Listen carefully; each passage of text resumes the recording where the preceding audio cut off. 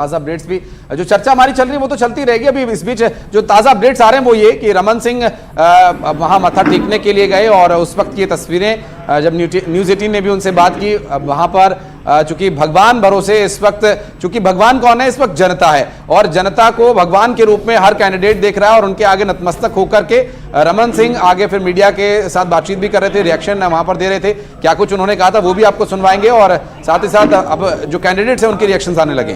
Bharatiya Janata party की सरकार बने और जो सुशासन और विकास की कल्पना छत्तीसगढ़ की जनता के मन में है, वो विश्वास छत्तीसगढ़ की जनता जीते और भारतीय जनता पार्टी निश्चित रूप से इस बार के चुनाव अभियान के बाद 100% विश्वास मुझको है कि भारतीय जनता पार्टी प्रथम चरण में बस्तर और राजनांदगांव को मिला दे तो 20 सीटों के साथ हम पहले चरण में ही बहुमत की दिशा में आगे बढ़ेंगे और 14 से 15 सीटों पर भारतीय जनता पार्टी पहले चरण में और दोनों चरण मिला के स्पष्ट बहुमत के साथ भारतीय जनता पार्टी की सरकार छत्तीसगढ़ में बनने वजह क्या है जो आपको लग रहा है इतना और बड़ा बहुमत आएगा? पिछली बार जो स्थिति थी और आप कह रहे हैं पूर्ण बहुमत आएगा, इसकी वजह क्या है? उसकी वजह है इनके झूठ के वादे, झूठ का पुलिंदा जो 5 साल पहले इन्होंने जन घोषणा पत्र में वादा किए थे आज भी अधूरे हैं।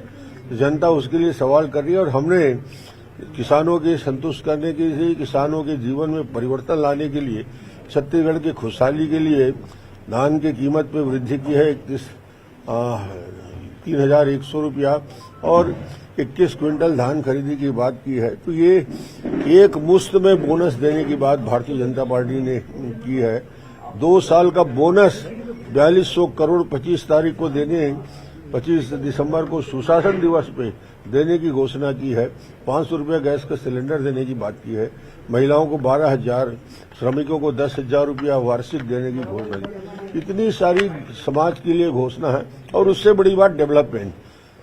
मोदी के साथ हम। तो ये आप सुन रहे थे राजनांदगांव के प्रत्याशी रमन सिंह को और जो गंभीरता उनके चेहरे पर नजर आ रही थी वो ये बताती भी कि उनकी सीट पर मतदान लगातार चल रहा है और उसी तरह की गंभीरता मुख्यमंत्री भूपेश बघेल के मुख पर भी आप देखेंगे। शायद